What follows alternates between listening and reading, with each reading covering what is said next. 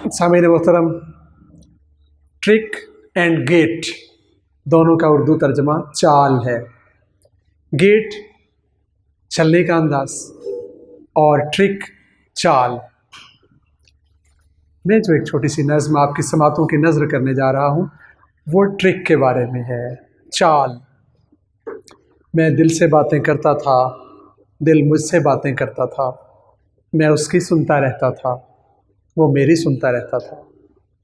हम दोनों अपनी अपनी बातें एक दूजे से कहते थे, यानी दोस्ती थी हमारी, मेरी और दिल की।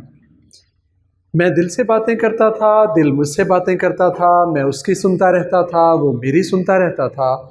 हम दोनों अपनी अपनी बातें एक दूजे से कहते थे और एक दूजे की बातों पर हम पहरों हंसते रहते थे। मैं दिल का दोस्त ही अच्छा था, दिल मेरा दोस्त ही अच्छा था। वो मेरे दर्द को सहता था, मैं उसके दर्द को सहता था।